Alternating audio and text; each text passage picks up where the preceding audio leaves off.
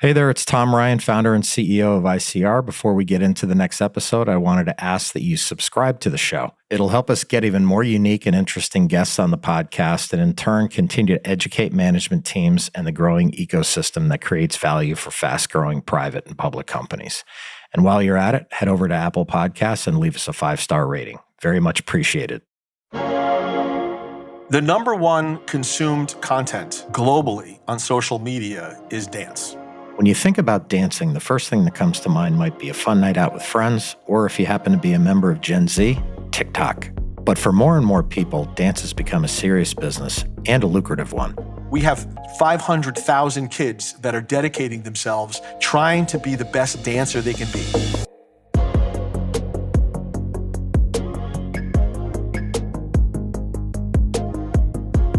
Being a public company can be hard. Small missteps can have outsized consequences. I'm Tom Ryan, founder and CEO of ICR, and over the last 25 years, we've helped thousands of companies understand and navigate the stock market and the media. We'll demystify these and other increasingly complex stakeholder groups so you can focus on what you do best, building your company and unlocking your true potential. This is Welcome to the Arena from ICR. We may not talk about them the same way we talk about basketball or baseball players, but make no mistake, dancers are elite athletes. Their training is intense and the competition is fierce. And with breakdancing in the Olympics, dance content flooding TikTok, and dance competition shows all over TV, there's never been more interest in the art form. So how do you take that global phenomenon, harness it, and make it into a global business? I can't think of a better person to ask than Dan Galpern. Dan is the CEO of DanceOne. In 2023, the company was formed out of the merger between Break the Floor Productions and Stardance Alliance, and it's become the premier producer of educational and competitive dance events, as well as the largest family of dance brands in the world. Dan is focused on spearheading strategic growth initiatives and enhancing the company's more than 500 annual elite dance conventions and events. Under his leadership, DanceOne aims to expand its live events, enhance its digital offerings, and strengthen and add new partnerships. Before DanceOne, Dan was a senior partner at TZP Group, where he helped lead the initial strategic investments that created DanceOne in 2023. Dan's extensive background includes his role as COO and head of strategy at Kurtco Media Labs, as well as his ongoing commitment to child welfare through his service as chairman of the board of Children's Rights. Let's enter the arena with Dan Galpern.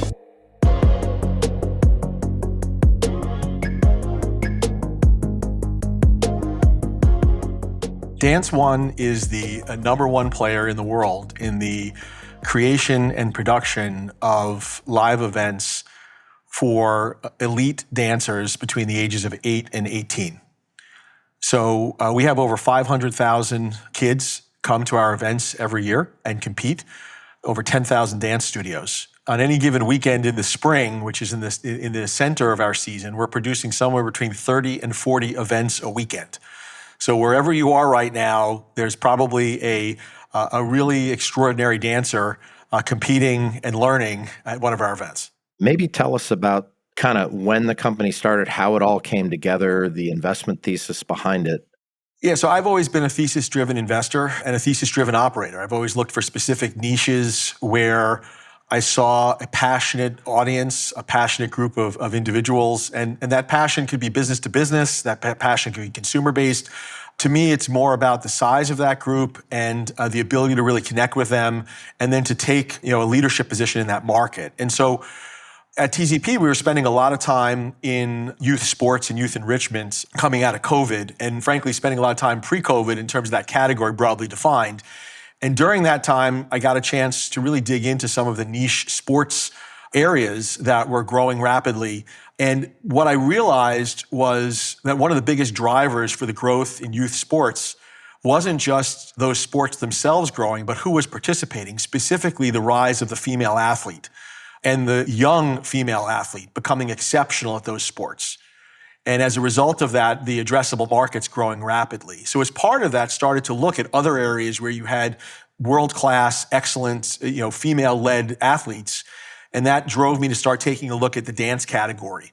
And once I dug in there and saw the amount of exceptionalism, incredible talent, dedication, training, and then frankly, performance, it became really interesting. And being able to take what are and were the number one and number two player in the space and bring them together was something which was a heavy lift in terms of putting it together. But in doing so, frankly, there was commonality in terms of the vision, and that has really come together in a meaningful way. And you talked about your role as an investor. You're obviously the CEO of the company. What made you say, hey, I'm going from that investor role to also taking on the CEO role? I had taken time out in the past from a private equity career when I was at TD Capital in the early part of my career to go and become an entrepreneur and build a business. That became the Rob Report family of publications that we built. And I did that because I thought I'd be a better investor if I learned how to run a business and really pick up a shovel. And so for me, I brought those skills back to private equity. But when I saw the opportunity at DanceOne in terms of really to become the center of the dance community and to expand this business, it was just an opportunity I couldn't pass up. And frankly, I was fortunate enough to work with the founders of one of the business and the operating team. And when I saw the skill set that they needed to build this business and the skills that I had built over my career, it felt like a very good fit. And I'm frankly having a blast and really enjoying it. And so you kind of put these two leaders in the space together. It's so easy to say, actually doing it is incredibly complex.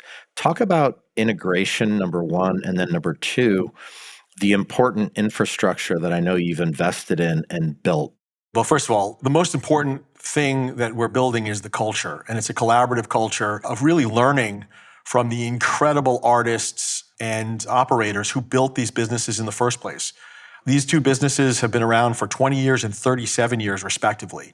And so there's a tremendous amount of talent and learning. And many of the people who lead the tours, who are artists and teachers, have been with the company in one form or another for decades. And so the first thing is to be a great listener and learn from them. And then, frankly, to add in skill sets that can help us, build the company to the next level. So putting, the proper infrastructure in place, technology at the center of that, financial reporting, and then, frankly, good communication. So the opportunity for people to really talk to and learn from each other. And it's in that collaboration that we've really seen DanceOne be formed. I mean, yes, we named the company DanceOne when we acquired the two businesses, but that is not what makes a business. What makes a business is a group of talented human beings coming together and saying, we'd like to build this together. And to be candid, we're really fortunate to have all these people rowing in the same direction and excited about building the center of the dance community. Talk about how you provide that great experience and how it really evolves into a community, which is amazing for your business, but it's amazing for all the stakeholders, including all the consumers of DanceOne. It starts with being great listeners to the marketplace. And we are incredibly fortunate to have over 10,000 dance studios, studio owners, educators, help us understand what they need to be able to bring out the best of their students, their kids who are training with them. And then, frankly, it's really bringing an incredibly high production value, really strong and clear judging criteria, and the best of the best in terms of choreographers to come and teach at our events. And so as a result, when you're coming to a DanceOne event, you're going to have an incredible experience. You're going to be on a world-class stage. You're going to be judged by people who are the best of the best. And they know that they're also, if they're taking a class at one of our conventions, that they're going to get the opportunity to learn from some of the most extraordinary dancers on the planet today. And in terms of the business today, I know most is in the US, but you're also doing things international. So ultimately, this could be a very international business, correct? Oh, absolutely. I mean, the number one consumed content globally on social media is dance. So the market for dance is absolutely global. Some of the world's best dancers are coming from all over the world. So for us, yes, we are currently producing events in Mexico. We're currently producing events in Canada. We do events in the UK, and we've done some around the world, but we are going to be expanding for a very simple reason. We have more of those studios bringing their kids to the United States to compete at our events. and asking us to bring our events to their communities, because there's an incredible culture of dance in Europe, an incredible culture of dance in Asia. And so we want to be sure that we're serving that market with, the highest quality product that they deserve. I saw on your website under kind of competitions, conventions, events at the bottom, and everyone should go to the website, all the different brands scrolling. I assume they're very specific to certain categories of dance or demographics or something. Maybe talk about all that, because it's very impressive how many there are. They all have different types of experiences. Some of them are more geared towards hip hop. Some of them are more geared towards the contemporary. Some of them more the traditional styles of dance. Obviously, we're in the middle of launching a new tour called Ovation with Derek and Julianne Hough, which at the center of that is going to be a ballroom-centric tour. There are no other tours, in the United States where ballroom is the center of that tour. So we also have tours that are just competition. There are certain studios and kids that want to just compete. They don't want to go and also take classes, and they just want to go and compete. So there's a whole bunch of different tours that just focus on competition. And then there's a whole group of tours that have what's called competition and convention, which is when you're not competing, you're taking classes at the same time. And those classes are being taught by the best choreographers on the planet. Yeah. And when you look out over the next 5 to 10 years, Dan, I was super impressed by the levers that you have for growth and to create value. Maybe you can take them one by one and talk about the growth opportunities that you see, how you can expand the business, and how you can really diversify as you grow. So I would say to you, we do see that there are a number of growth levers. They all come from the same place, and they'll all start with the same foundation. And that foundation is producing world-class experiences, events, and competitions for the dance community. And so we will continue to do that. We will continue to expand our events. We will continue to come to new cities. We'll continue to hire more dancers as artists and faculty members for us. And so that's the start. And so we believe there's a lot of growth there. The number of dance studios that are producing excellent traveling team, world-class dancers is growing. And as a result of that, there's more and more need for what we provide. And we want to be that platform for the excellence that we see in the dance community, being able to learn together and compete together. So that's number one. Along with that, absolutely, there are opportunities for authentic partnerships. There are brands from all over the world that want to be part of the dance community, that want to reach the dance community, and understand that coming out of our community are most of the pop stars, celebrities. If you see somebody today on screen that can dance, the answer is yes. They grew up going to our events. So if you were watching the Oscars and you see Margaret Qualley dancing and say, I didn't know she could dance, we did. If you see Zoe Saldana and say, I can't believe that she can dance, of course she can dance. She's a world-class ballerina. And so for us, giving access to brands to reach not only the next future stars, the next future leader of companies, but also that market, which is also the most active, like I mentioned before, on social media, is something we see as very valuable. And then in terms of apparel, we have brands that resonate inside our community, and we have brands that resonate broadly and people want to affiliate with. And so creating our own brands, partnering and doing collaborations with other brands in apparel, in footwear, in jewelry, and other products, we see as a real good opportunity for growth as well. And then lastly, content. The stories of the dancers, both in terms of these 8 to 18-year-old athletes and the training that they're doing, they come from everywhere. They're all different shapes and sizes. They have all different backgrounds. But the story shares one common theme, which is a dedication and the result, which is excellence.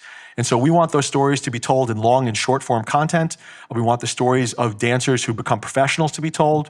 We want the stories of dancers who become professional executives to be told, so people understand the career paths that are available and the learning that happens. And so we're building out a content division as well to do that. Yeah, super interesting. You mentioned TikTok before. My daughter happens to be a classmate in high school of Charlie D'Amelio, who was a launcher, I guess, of TikTok and has since gone on to Broadway, and not a professional dancer, but I guess she is a professional dancer given she's got, 100 million followers or whatever.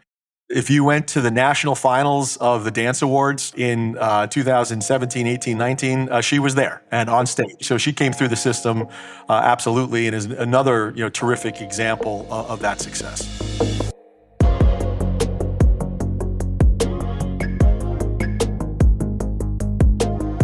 As talented as they are, the reality is not all of the hundreds of thousands of kids who attend DanceOne events will go on to be professional dancers. But what's so cool about this business is that the skills these kids acquire will set them up for success in whatever path they choose.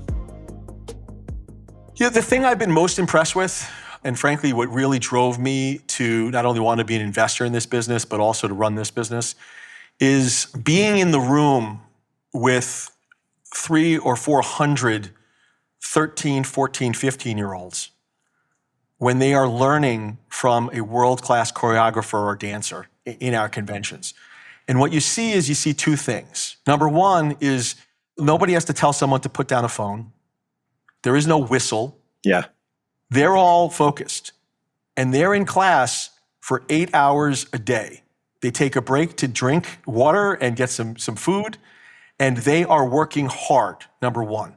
So if there's this view that the next generation is in some way unable to focus, I can disabuse people that we have 500,000 kids that are dedicating themselves and are working in a way which will inspire people just with the way that they approach trying to be the best dancer they can be, number one.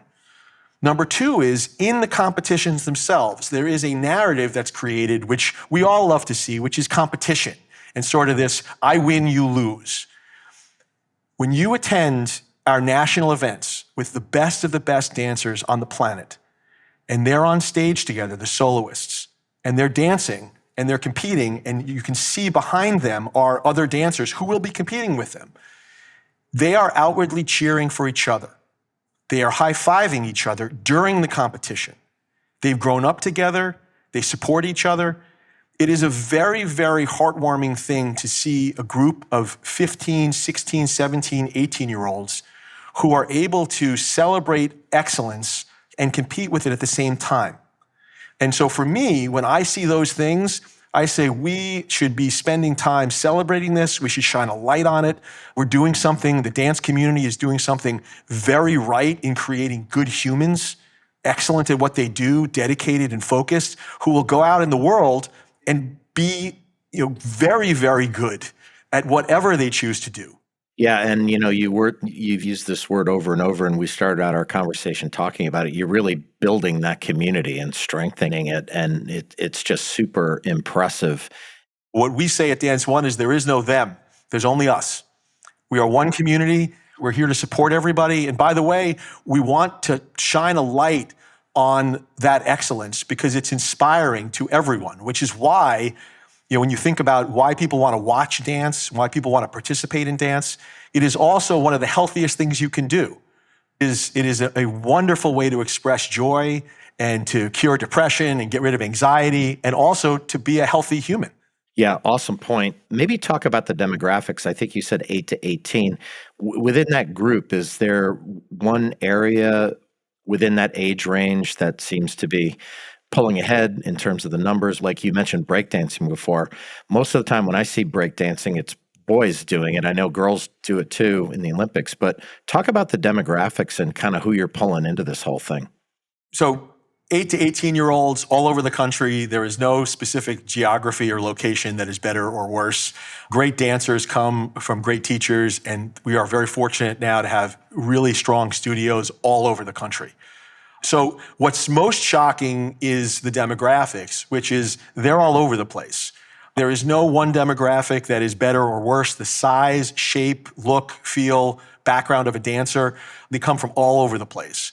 In terms of what's changed, you are definitely seeing more athletes, especially male athletes, who are competitive dancers. There is a grace to dancing. There is an athleticism to dancing. And so when you start to see those 13, 14, 15, 16-year-old boys, they're world-class athletes in multiple sports, and one of them happens to be the sport of dance. And the same thing is with the girls. Many of these girls are incredible athletes at multiple sports, and they happen to also be world-class dancers. What strikes me about this conversation, Dan, is you have so many things you can do, only so many hours in the day for you and your team. What are your top priorities as you look to the remainder of 25 and into 2026? Well, we're in the middle of our season right now. The regional events are all happening now all over the country. Like I said, 30 or 40 of them a weekend, every weekend through May. And then we have 26 national events that ladder into large events in Orlando and Las Vegas and right outside of New York City. These are multi-day events. The regional events are 3 days. The national events are up to 7 days. Wow. So we want to be sure that people are having, a great experience, number one. And so our goal for 2025 is first to make sure that we finish this season like we started it, very strong, and that we produce the experiences that all these dancers and studios want. And then, frankly, we want to continue to add to that. I mean, we're launching our newest tour, Ovation, with Derek and Julianne Hough and Val and Jenna, and many of the cast of Dancing with the Stars and other world-class ballroom dancers and other excellent teachers in core disciplines. That's starting at the end of 2025, and our registration will open in August. And so, as part of that, we're also producing the Dance Teacher Summit, which is coming back for the first time in 5 years. That's August 8th through 11th in New York City.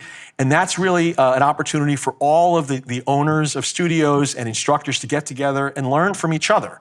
Just like our students who come and learn from each other, we can all be better if we're sitting in rooms and spending time together. The second thing is getting set up to make 2025, 2026 an even better year than 2024, 2025. And that's just really setting up our schedule and making sure that we're coming to all of the cities and producing the events that people want to see. And at the same time, we're investing in upgrading our technology. We're upgrading our platforms to make it easier for people to register, to make our scoring systems even more robust. And then, frankly, just continuing to be better partners for more and more studios, because you're seeing more and more studios opening. And we want to be sure that they feel welcome inside the DanceOne community and that they understand that we're making spots for everybody, that there is no them, there's only us. And for DanceOne, we want to make sure we're making room for those competitive dancers. Yeah. As you look out over the next 5 to 10 years, Dan, is this a business that could benefit from M&A? Is it fragmented? I know you're the biggest player in the space, but is there opportunity to add on through M&A and really create value for all your stakeholders? Absolutely. I mean, so we expect to be continuing to grow not only organically, but through partnering with awesome operators and giving them a bigger platform to work on. And whether those are technology providers, whether those are other tours, whether those are other areas of dance, we see a tremendous amount of opportunity. And candidly, we've received a lot of phone calls on that basis because we want to be the acquirer of choice. We want people to want to work with us and become part of our community. So we see that as a great area for growth. It also, as we look towards Europe and Asia, obviously getting skill sets in those markets, having partners in those markets that can be helpful to us. These are incredibly important so that we can not only grow into those markets, but grow authentically in those markets.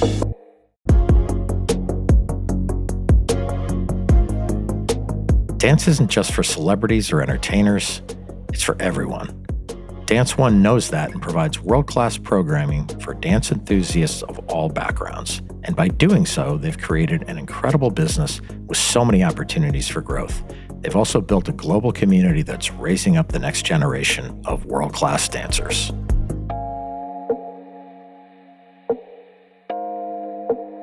At Welcome to the Arena from ICR, we're working really hard to bring you exciting guests and great content. If you found this episode insightful, please subscribe to the show on your podcast app and leave us a 5-star rating. The more the show grows, the more interesting voices we can have on the podcast, and in turn, that should demystify a lot of the stakeholders around public companies and soon-to-be public companies. Thank you so much for listening. Thanks to Dan Galpern, the CEO of DanceOne. Under Dan's supervision, DanceOne is expanding their amazing slate of events to reach dancers from even more communities and disciplines around the world. It'll be interesting to chat with Dan again in the future as DanceOne continues to grow their brand and expand their community. This is Tom Ryan. We'll see you next time back in the arena.